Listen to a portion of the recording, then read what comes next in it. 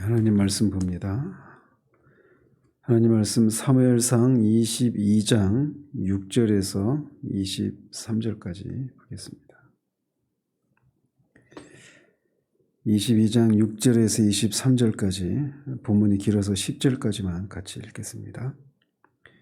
사울이 다윗과 그와 함께 있는 사람들이 나타났다 함을 들으니라. 그때 사울이 기브아 높은 곳에서 손에 단창을 들고 에셀 나무 아래에 앉았고 모든 신하들은 그의 곁에 섰더니 사울이 곁에 선 신하들에게 이르되 너희 베냐민 사람들아 들으라.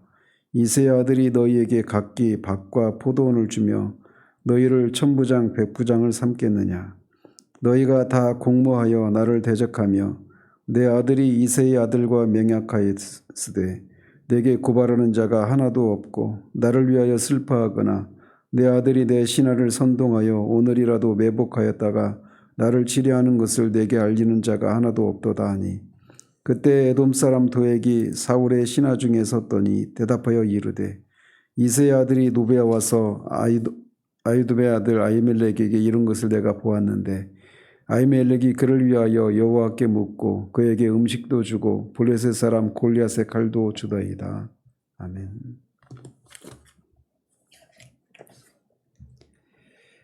어제는 다윗이 이 가드에서 아둘람 굴로 도망을 치고 그에게 그의 부모와 가족들 그리고 환난당한 자, 빚진 자, 마음이 온통한 자 이런 사람들 400명 정도가 그에게 합류했던 그런 장면들, 그리고 그들이 숫자가 너무 많아서 이쪽 아둘람에서 다시 모압 왕에게 갔다가 또 모압 선지자 갓을 통해 사울이 여전히 그를 죽이려고 함에도 불구하고 다시 유다 땅으로 돌아가라라고 하는 하나님의 이 뜻을 알고 그것에 순종해서 돌아간 장면까지 살펴보았습니다. 하나님의 뜻을 순종한다, 뜻에 순종한다. 그러면 우리가 일반적으로 생각할 때 반드시 어떤 형통한 그런 일들이 일어날 것이다. 우리가 흔히 생각하는 것처럼 어떤 고난도 없고 어떤 어려움도 없이 막혔던 것들이 다 풀리고 해결되는 것이 이제 하나님의 뜻에 순종할 때 우리가 기대하는 것이란 말이죠.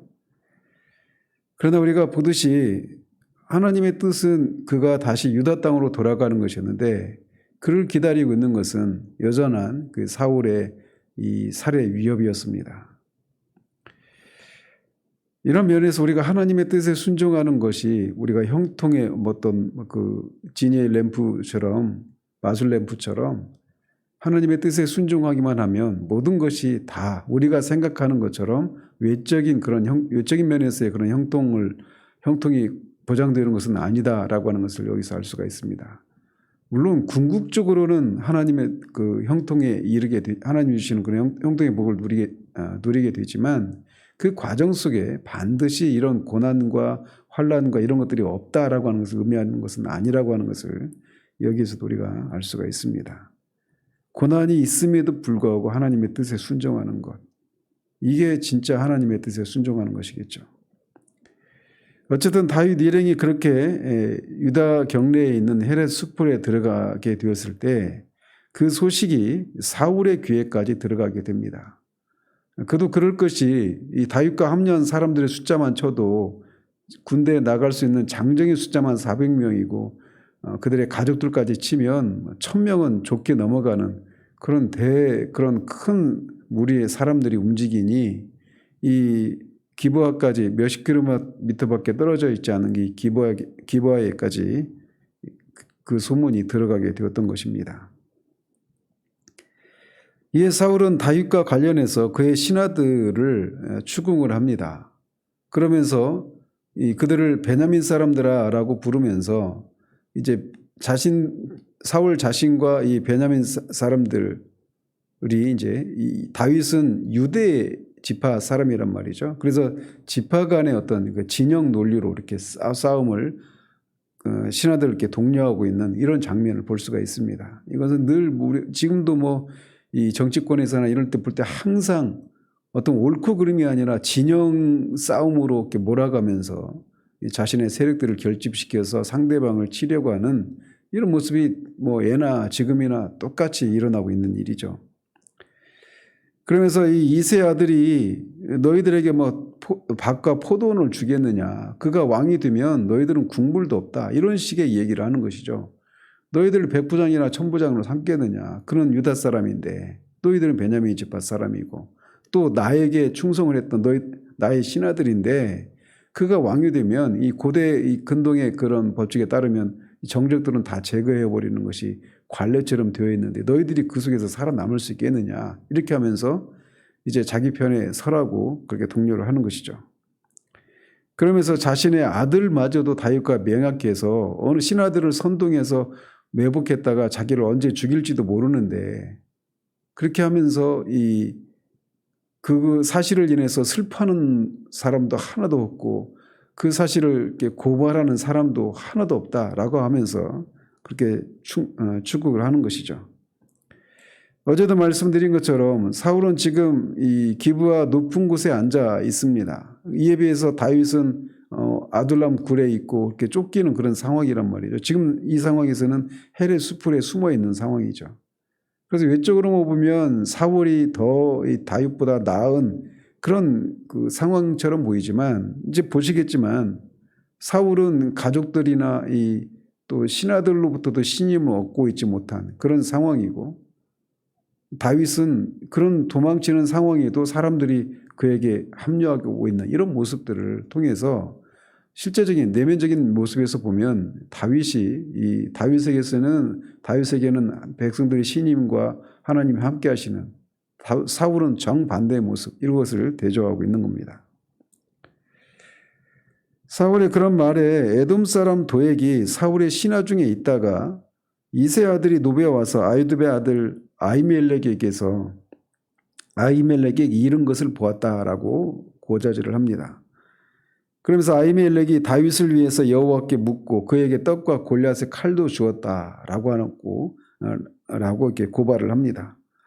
이것은 이미 21장 7절에서 다윗이 그 아히멜렉을 찾았을 때 거기에 그 도액이 있었다라고 하는 이런 기사가 이미 있었던 것을 통해서 이런 일이 이미 예견되었던 것이었죠. 근데 실제로 그런 일이 일어나고 만 겁니다. 이 도액의 말을 들은 사울은 노베 사람을 보내서 아히두베 아들 제사장 아히멜렉과 그의 아버지의 온 집 곧 노베에 있는 제사장들까지 다 불러서 그들을 사울 앞에 세우게 되었습니다.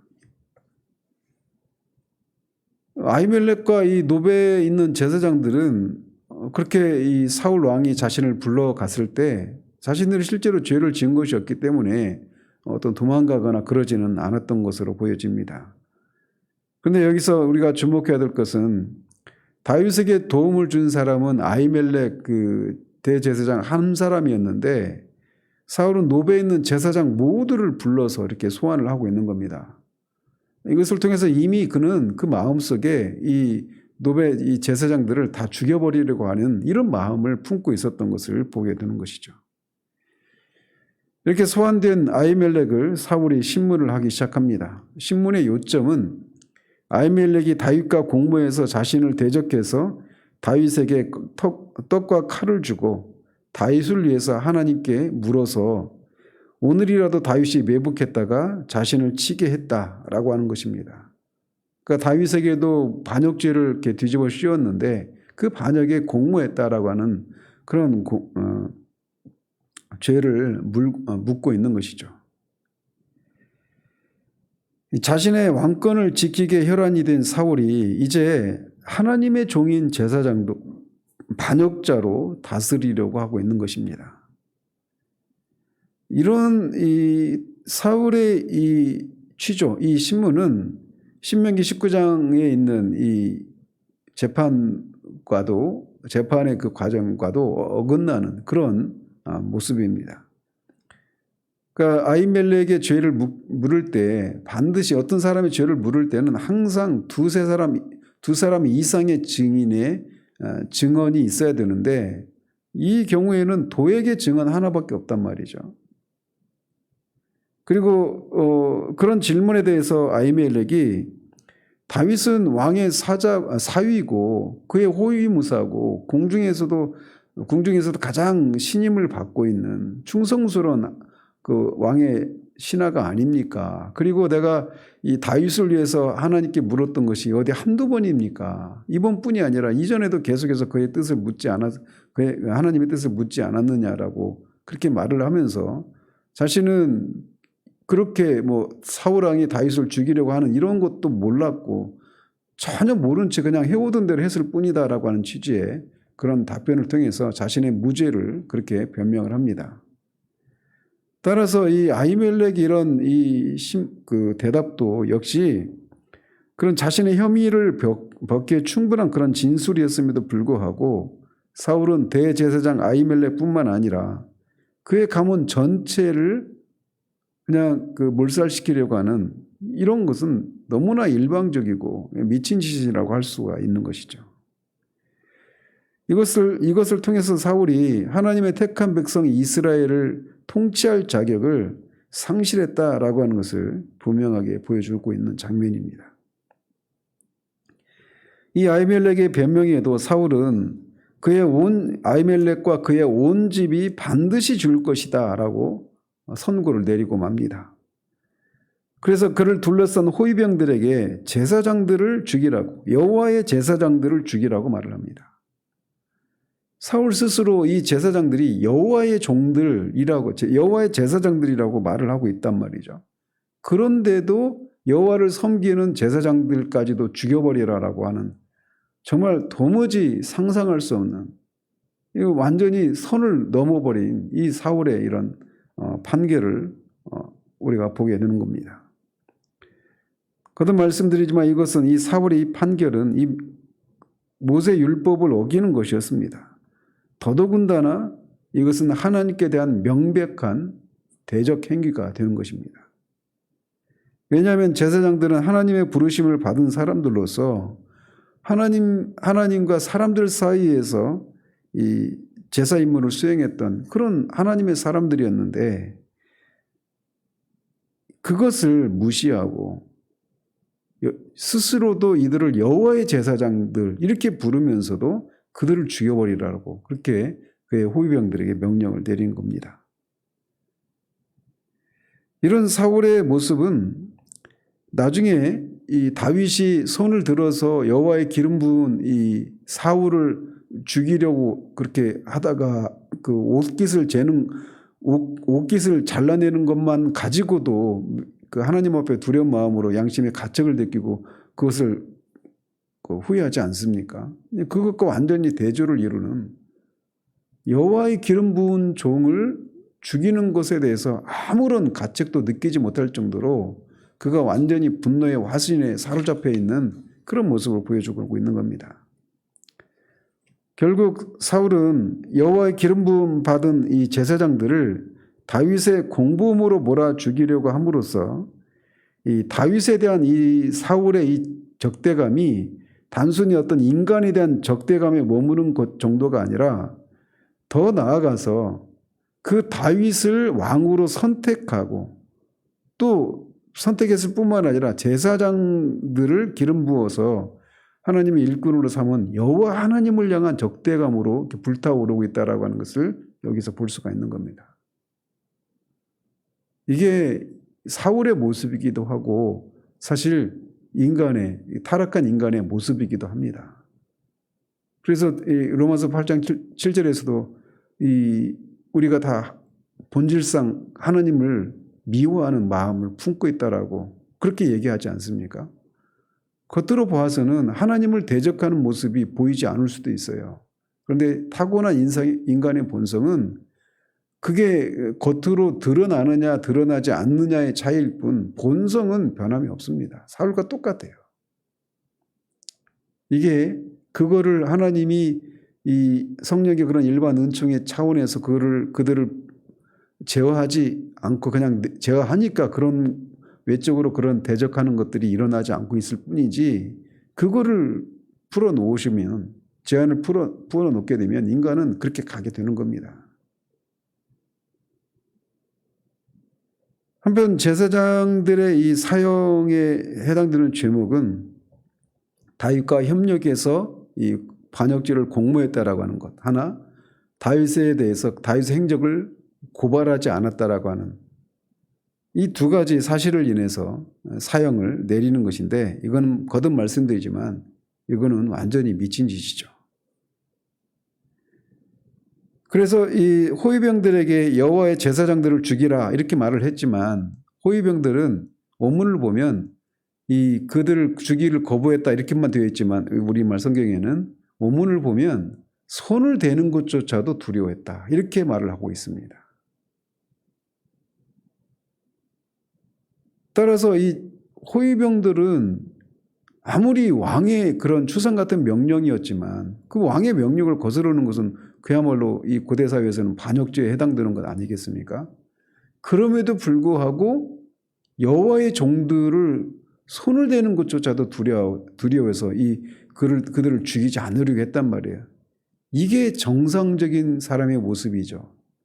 그런데 사울은 그 선을 완전히 넘어버린 것입니다. 그래서 그는 그렇게 호위병들이 자신의 명령을 거부하자 거기서 정신을 차리고 멈추지 않고 도액에게 이제 명령을 내립니다. 그래서 노베 제사장들을 죽이라고 하자 이 출세욕에 눈이 먼 에돔 사람 이 도액이 이 노보로 돌아가서 제사장들을 죽이고 그날 이 에봇을 입은 이 85명의 제사장들을 죽이게 됩니다. 다른 사본들에 의하면 380 몇 명 이렇게 막 얘기하고 숫자가 좀 다르기도 한데 어쨌든 노베에 있는 제사장들을 모두 죽여버린 겁니다. 뒤에 20절에 나오는 아이도벨 말고는 아비아달 말고는 다 제사장들을 다 죽여버린 겁니다. 그리고 제사장들뿐만 아니라 그 마을에 있는 이 제사장들의 가족들, 어린아이들, 여자들까지 다 죽여버리고 그리고 그 가축들까지 다 죽여버립니다. 이거는 앞에 15장에서 아말렉 족속을 모두 전멸하라고 할 때 하나님이 명령하셨던 내용을 여기서 실천하고 있는 겁니다. 아말렉 사람들을 죽이라고 하는 하나님의 명령에 대해서는 그가 스스로 선택적으로 거부했음에도 불구하고 여기서는 반대로 이 제사장들을 완전히 도륙하는 그런 끔찍한 범죄를 저지르고 만 것입니다. 그런데 또 한편에서 보면 이 아히멜렉과 이 노베에 있는 제사장들은 다 엘리 가문의 사람들입니다. 그래서 앞에 4장에서 엘리 가문에 대해서 하나님이 심판을 내릴 것이다 라고 말씀하셨는데 아이러니컬하게도 하나님을 떠난 사울의 손에 의해서 엘리 가문이 또 심판을 받게 되는 이런 장면이 여기서 연출되고 있는 겁니다.